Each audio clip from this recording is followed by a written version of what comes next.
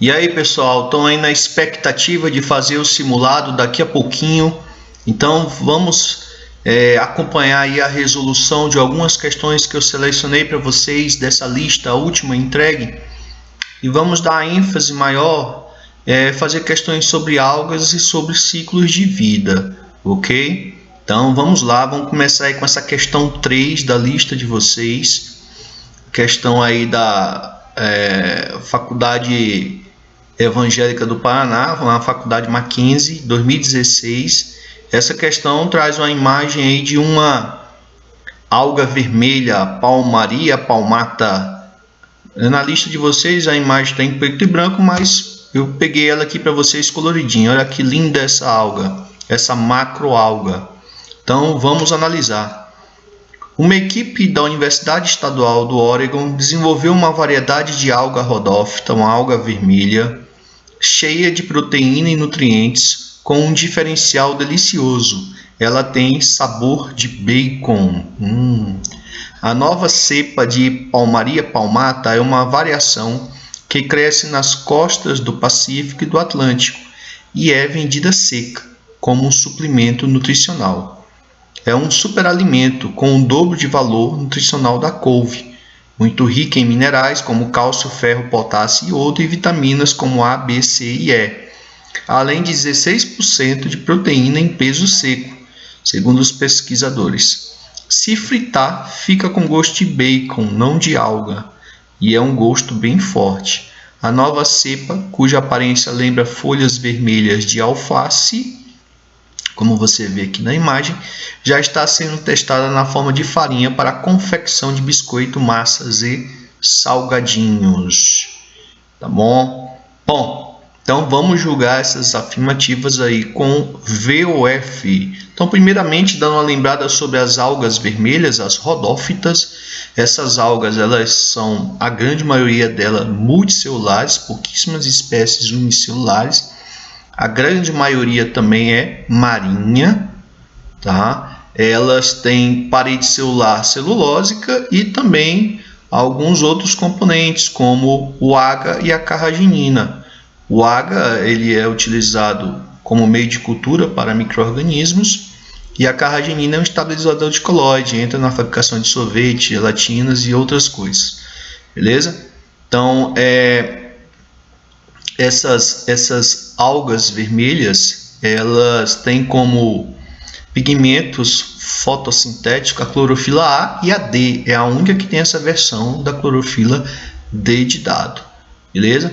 A substância de reserva é uma molécula de amido muito parecida com a das angiospermas, por isso que é chamado de amido das floridea. Tá certo? É a alga rodófitas, por exemplo, do gênero Porphyra, são utilizadas tradicionalmente lá no sushi. Então essas são algumas informações que nós temos sobre essas rodófitas. Então vamos analisar aqui o primeiro parêntese. Em certas espécies de algas rodófitas, a parede celular pode apresentar uma camada mais externa mucilaginosa composta de polissacarídeos, como o agar e a carraginina. Acabei de falar para vocês.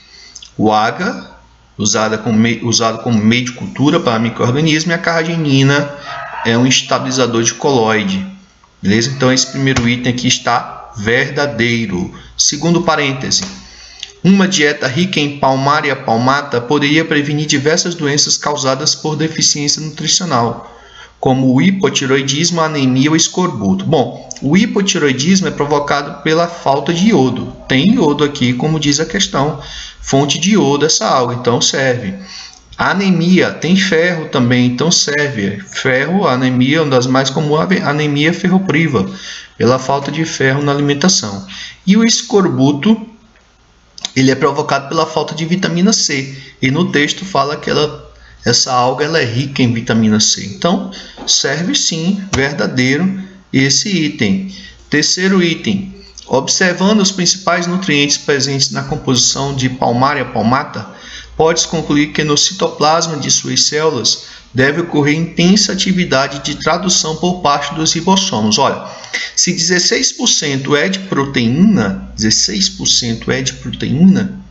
Então, a síntese proteica ela é muito intensa. E a organela celular responsável pela síntese proteica são os ribossomos. Então, verdadeiro, com certeza, tem uma riqueza uma intensa atividade de ribossomos. O processo de síntese proteica é chamado também de tradução. Quarto parêntese. Em presença de luz, as células de palmária palmata realizam nos cloroplastos a fotofosforilação do ATP e a fotólise da água, liberando o gás carbônico. Bom, ela faz fotossíntese. Esse daqui, fotofosforilação do ATP e fotólise da água, acontece na primeira etapa da fotossíntese, a etapa fotoquímica. Mas essa etapa não libera gás carbônico, ela libera gás oxigênio. A etapa que libera gás carbônico é o ciclo de Calvin, que acontece no estroma do cloroplasto. Então, falso.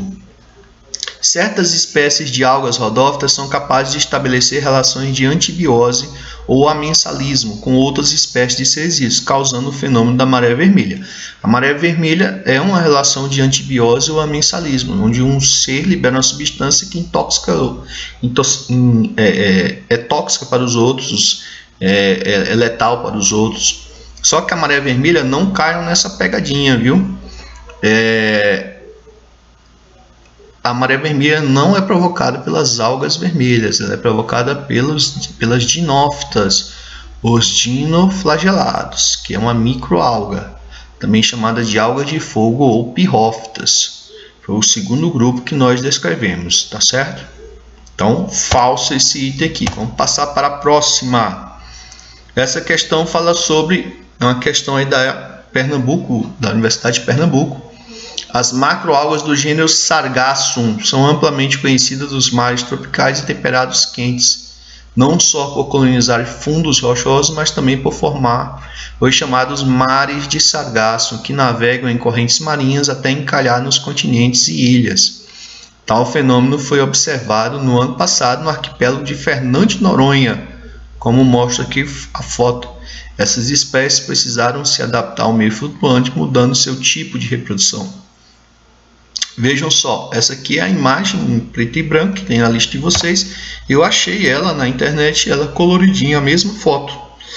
Beleza? Então, o sargaço, ele pertence a que grupo? Você dá de ver aqui nessa foto, ou pelos exemplos que eu citei para vocês.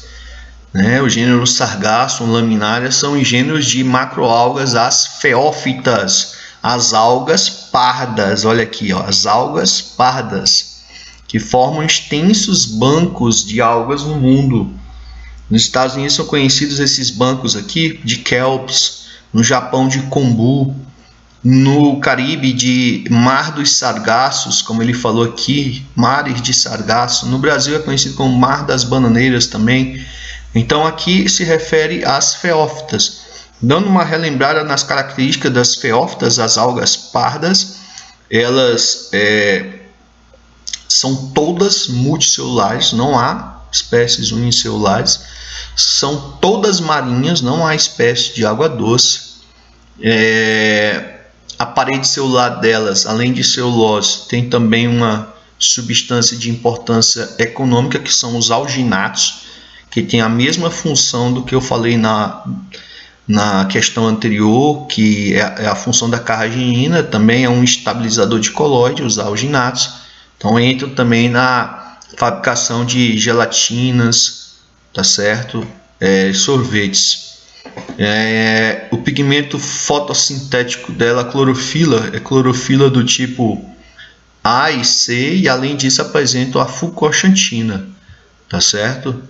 A gente viu na questão anterior que as algas vermelhas têm clorofila A e D, já essas é A e C. E as algas vermelhas têm como pigmento extra a ficoeritrina, que é o pigmento vermelho, tá certo? Também tem ficocianina, aqui não, é fucoxantina, tá bom? Beleza? Então essas são algumas, a substância de reserva das algas pardas é a laminarina, é a principal substância de reserva delas, beleza? Bom, sobre os mares de sargaço, qual o tipo de reprodução predominante deles? Então, olha só, essas macroalgas, elas apresentam alternância de gerações, elas apresentam, tá certo?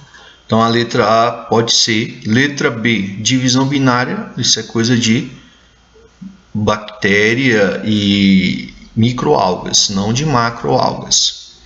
Zoosporia é a formação de esporos flagelados, tá certo? Isso acontece também em muitos grupos de algas, então poderia ser uma situação aqui de fragmentação, que é a propagação vegetativa, fusão celular, que seria a fecundação, tá? Então, como é que nós tiramos essa dúvida nesse tipo de questão? Porque aqui ela formou uma grande população, tá? Então, quando se forma uma grande população assim, em um intervalo de tempo relativamente curto, o processo em si ele é um processo assexuado, porque uma das vantagens do processo assexuado é esse, ele ser rápido, o sexuado demora mais. Então, com isso, nós eliminamos a alternância de geração e fusão celular, que são processos mais demorados, porque envolvem processos sexuados. Beleza? A zoosporia nós vamos eliminar também, porque o esporo ele tem todo um processo de ter que achar as condições ideais para germinar, fixar um substrato. Beleza? Então, nesse caso aqui, é a propagação vegetativa, que é a formação de novas algas a partir de brotos que se soltam de uma para outra, fragmentos que se soltam aqui, ó, as correntes oceânicas que quebram essas algas, esfarelam elas em vários pedaços e elas vão se multiplicando dessa maneira. Então nós chamamos esse processo de propagação vegetativa ou fragmentação, que é o que nós encontramos na letra D de dado. Beleza? Passando aí para a questão da PUC de São Paulo. Bom, essa questão ela sobre ciclos de vida, temos a seguir esquematizado o ciclo de vida de uma determinada planta terrestre. Analisando esse ciclo e desprezando a ocorrência de mutações, pode-se prever que os componentes com a mesma constituição genética são indicados por. Então, olha só, esse ciclo aqui é aquele ciclo que nós chamamos de diplobionte, ou aplonte-diplonte, ou haplodiplobionte, beleza? Nesse ciclo, por que eu sei que é esse ciclo? Porque eu estou vendo aqui que ele tem duas gerações, uma diploide e uma haploide. E a meiose indicada aqui está sendo na formação dos esporos. É o que nós chamamos de meiose espórica, tá certo? Então, aqui fala em planta, mas poderia ser uma alga, por exemplo, um alface do mar. Já que ele falou aqui em planta, que já depois de fungos nós vamos para as plantas, nós podemos pegar aqui como exemplo a samambaia. Então, todo mundo conhece aqui a samambaia. Essa samambaia aqui, ela representa essa geração bem aqui, essa geração 2N. Então, nessa samambaia se forma os esporos na parte abaxial dos folíolos dela. Ela solta esses esporos, ela produz esses esporos por meiose. Os esporos caem no chão, germinam e vão dar origem a uma geração haploide, que é essa aqui, que pouca gente conhece, que é uma samambaia achatada, prostada. Beleza? Então, é transitória, é rápida essa passagem por esse estágio, por isso que quase ninguém conhece. Então, esses esporos viram esse gametófito aqui. Aqui é o esporófito e aqui é o gametófito da samambaia. Então, essa geração aqui vai formar, é a fase sexuada dela, vai gerar gametas, no caso aqui ela é hermafrodita, tanto masculino quanto femininos. Eles vão se fecundar, vai formar um zigoto. Esse zigoto, por mitose, vai gerar essa samambaia aqui em cima dessa aqui. Até que fique só essa e essa desapareça, porque ela é transitória. Bom? Então, essa geração 2N é essa geração aqui que é o esporófito. E essa aqui essa é a geração N, é o gametófito. Bom? Então, vocês tiveram essa aula aqui mostrando o esqueleto desse ciclo. Então, ele quer que você indique os componentes com a mesma constituição genética, ou seja, que tem o mesmo número de cromossomos. Tá bom? Então, o que é diploide aqui? É o esporófito, qualquer célula dessa aqui, dessa samambaia que eu pegar, ela é diploide. O zigoto também é diploide. O resto tudo é haploide. O esporo é haploide porque ele vem na meiose. Se ele vem na meiose, a meiose reduz ao meio a quantidade de cromossomos. Então, aqui é haploide. Se ele gera também o gametófito por mitose, então mais uma explicação para o esporo ser haploide. Então, quem é haploide aqui? O esporo é a geração em, que aqui está indicado pelo número 1, o esporo indicado pelo número 5, o gameta, todo gameta é haploide indicado pelo número 2. Então, 1, 2 e 5 são haploides, 3 e 4 são diploides. Então, vamos lá. Letra A, 1, 2 e 3. 1 é haploide, 2 é haploide, mas 3 é diploide. Aí vamos para B. 1, 2 e 5. 1, 2 e 5 são haploides. Beleza? Então, é a resposta da questão. É a letra B de bola. Tudo bem? Bom, passando agora para essa outra questão aqui, também sobre ciclos de vida. A figura a seguir representa algumas etapas do ciclo de vida de uma espécie animal. Analise e assinale a alternativa que corresponde às etapas 1, 2 e 3. Esse ciclo aqui já é um ciclo diferente daquele anterior. Esse aqui é o ciclo que nós chamamos de ciclo haplobionte diplonte. Por que haplobionte? Porque só passa por um estágio adulto. É diferente daquele anterior. E o estágio adulto é diploide. Então, esse ciclo aqui é dos animais. Beleza? É do ser humano. Tá bom? Então, aqui, né, nosso querido Donald Trump é um indivíduo adulto. E as células dele, as células somáticas, as células do corpo dele, são células diploides. Então, o ciclo de qualquer ser humano é esse ciclo aqui. O ciclo haplobionte diplonte. Beleza? Então, quando o homem, a espécie humana, vai produzir os gametas são células haploides. Então, bem aqui, qual é o processo que acontece aqui? Mitose ou meiose? Meiose. Aqui acontece a meiose. Quando reduz a metade, é a meiose. Quando se mantém o mesmo tipo de célula, diploide gera diploide, haploide gera haploide, aí é mitose. Então, o 1 aqui seria a meiose. Essas células haploides são os gametas. E aí a setinha segue e diz que essas células haploides viram a célula diploide. Então, 2 gametas, um espermatozoide e o óvulo, se fecundam e aí formam o zigoto, que é essa célula diploide aqui. Então, o evento 2 aqui, tá? O evento 2 aqui é a fecundação.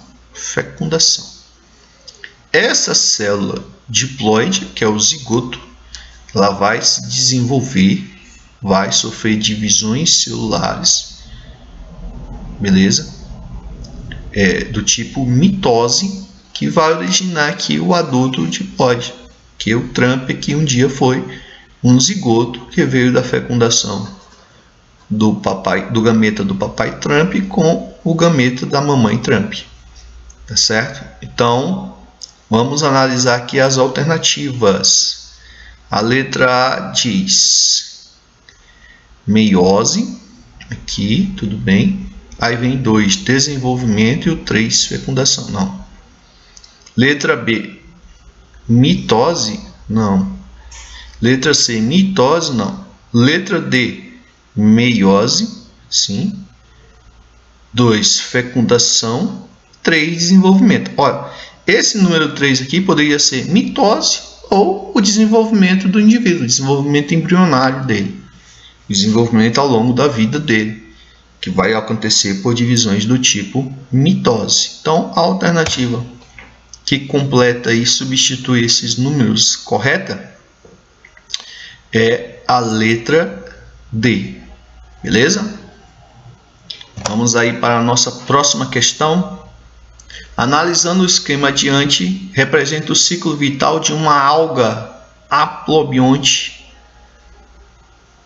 haploide, N, haploide, e com genoma igual a 8 cromossomos.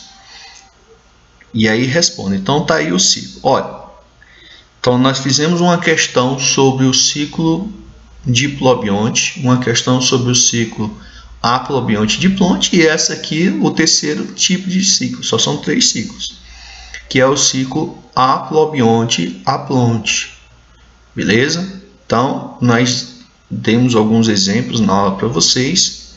Vou pegar aí dessa alga aqui, que é a Ulotrix, que é uma alga filamentar, uma alga multicelular filamentar. Então, as células, qualquer célula aqui dessa alga, qualquer compartimento desse, é uma célula haploide. Então, essa alga é uma alga de ciclo haplobionte haplonte. Nesse ciclo aqui, tá? O indivíduo adulto ele é haploide. Aí ele vai formar essas duas células, que aqui são os gametas. Os gametas. Então esse B aqui ele está representando aí o que?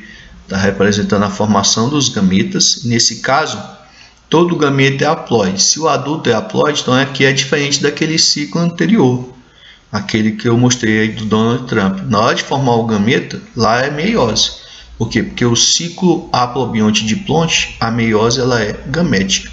Já esse ciclo aqui, que é o ciclo haplobionte haplonte, não é na hora de formar os gametas, beleza? Então formou aqui os gametas agora vão se fundir, ou seja, aqui o C está representando a fecundação, que vai formar aqui a célula inicial desse indivíduo, que é o zigoto. Beleza? Então, o zigoto é diploide. Nesse ciclo de vida, só tem uma célula diploide. Em todo o ciclo de vida, ele só passa por uma célula diploide, que é o zigoto. E aí acontece o quê? O A vem a meiose. Porque se esse vem da fusão de duas células haploide, ele vai ser diploide. E se aqui é um adulto N, então 2N reduz para N. Então, esse A aqui é a meiose, beleza? Então, esse ciclo aqui é o ciclo haplobionte haploide ou haplonte, beleza? Então, você tem algas aí que sofrem os 3 tipos de ciclo de vida, como eu já demonstrei para vocês. Bom, vamos lá. Ele diz na questão que essa alga, ela haploide, ela tem um genoma igual a 8. Ela tem um genoma igual a 8. Então, esse adulto aqui, ele tem 8 cromossomos. Beleza? Então, a letra A pergunta: quantos cromossomos apresentam as estruturas 1 e 2? Ó, A1 não é gameta? E ela não é haploide? Então, a estrutura 1 vai ter quantos cromossomos? 8. 8 cromossomos. Beleza? Já a estrutura 2, ela vem da fusão de duas células. 8 mais 8 dá 16. Então, resposta da questão. A estrutura 1 vai ter 8 cromossomos, cada uma dessas células. E a estrutura 2, que é o zigoto, vai ter 16 cromossomos. Aí vem a meiose e reduz novamente para 8. Okay? Letra B. Quais são os fenômenos celulares apresentados pelas letras A, B e C, respectivamente? Então, o A aqui, como eu expliquei para vocês, aqui é a meiose zigótica. Meiose zigótica.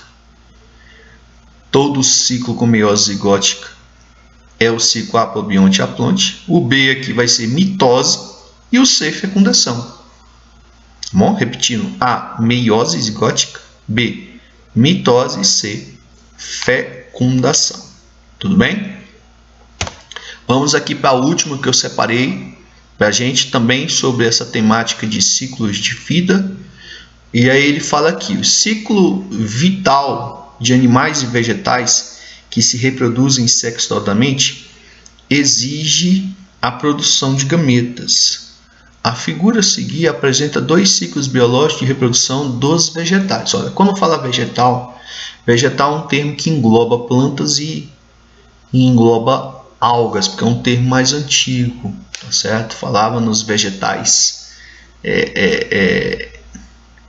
os vegetais inferiores, englobava as algas também, porque as plantas elas só têm aquele ciclo, as plantas que a gente considera hoje, elas têm aquele ciclo diplobionte. Então aqui, quando o indivíduo aqui dessa questão fez essa questão da UERJ, ele está se referindo aí aos vegetais inferiores. Então, um caso, por exemplo, de algas multicelulares, porque as algas é que podem ter os três tipos de ciclo. Então vejam só, esse ciclo aqui, que ciclo é esse? Que ciclo é esse? É o ciclo, ó, a meiose é no zigoto. Então não tem dúvida, meiose zigótica. Então o ciclo é o mesmo daquela questão anterior aí. É o aplobionte aplonte. Então esse ciclo aqui é o aplobionte aplonte. Rápido. Nesse aqui, a meiose na hora de formar os gametas. Então esse aqui é o mesmo ciclo da gente. É o aplobionte diplonte. Beleza? Então o ciclo A é o aplobionte aplonte. Só tem um indivíduo adulto. Um estágio adulto, é porque aqui é o masculino e o feminino. Só tem um estágio adulto.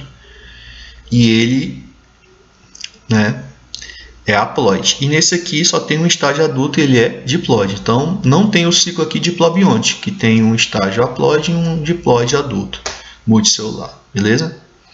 Bom, então aqui, ó, o zigoto sofre meiose, origina os estágios adultos haploides. Cada um vai formar um gameto, porque aqui é a espécie de sexos separados, nós chamamos de dioica. Vão se fecundar os gametas e formar o zigoto. Já essa espécie aqui, o estágio adulto, ele forma aí os gametas, tá certo? E os gametas vão se fecundar e formar o zigoto novamente. Letra A. Cite uma desvantagem da geração haploide com fase mais duradoura no ciclo vital dos vegetais do tipo A. O que ele está dizendo aqui? Qual seria a desvantagem desse vegetal que tem fase duradoura, uma fase haploide, perante esse aqui que tem uma fase diploide? Bom, se esse indivíduo aqui ele tem um estágio haploide e esse aqui é um estágio diploide, então esse aqui é uma desvantagem que ele tem é que, por exemplo, o diploide ele tem um dobro de cromossomo. Se for da mesma espécie, ele tem um dobro de cromossomo do que o que é haploide, tá certo? Então ele tem mais DNA. Mas pode ser que esse aqui, o diploide dele seja 20 e esse aqui, o haploide dele seja 30, porque são espécies diferentes, beleza? Então o que ele quer dizer assim? Qual seria a desvantagem? A desvantagem é estar menos preparado a variações no ambiente. Como assim? Então, por exemplo, se esse aqui ele tiver um alelo defeituoso, um gene defeituoso, vocês vão aprender isso bem em genética. Se ele tiver um gene defeituoso, ele só precisa de uma cópia desse gene para ele se manifestar. Já nesse aqui, se esse gene for o que nós chamamos de gene recessivo. Já esse aqui, ele tem que ter duas cópias para esse gene se manifestar. Então já é mais difícil acontecer ter duas cópias defeituosas. Então nesse caso, esse aqui leva vantagem perante a ele, porque esse aqui ele está mais preparado para possíveis variações que aconteçam, um cataclismo no ambiente, o surgimento de uma praga, tá? Ele tem uma desvantagem perante o outro, tá certo? Essa seria aí a resposta da letra A. E a letra B diz: entre os vegetais que apresentam um ciclo de vida do tipo B, esse aqui, há alguns que realizam autofecundação e outros em que a fecundação ocorre entre gametas de indivíduos diferentes. Cite uma vantagem da ocorrência de fecundação entre gametas de indivíduos diferentes. Ou seja, ele está dizendo que tem organismos que são hermafroditas, podem se autofecundar, e aqueles que têm sexos separados. Então, qual é a a vantagem de ter uma fecundação cruzada entre indivíduos diferentes é gerar mais variabilidade genética. Tá certo? Então, o ser que tem sexo, a espécie que tem sexos separados, ela obrigatoriamente tem que ter o cruzamento entre indivíduos diferentes. Isso vai gerar variabilidade genética. Já aquela população que é formada por indivíduos hermafroditas, ela vai ficar se autofecundando. Então, ela tende a ter menos variação genética. Tudo bem? Então, pessoal, um grande abraço, tá? Essas foram algumas questões que eu selecionei para vocês e no momento aí ao vivo a gente pode tirar e vamos fazer outras questões. Tchau, galera. Valeu!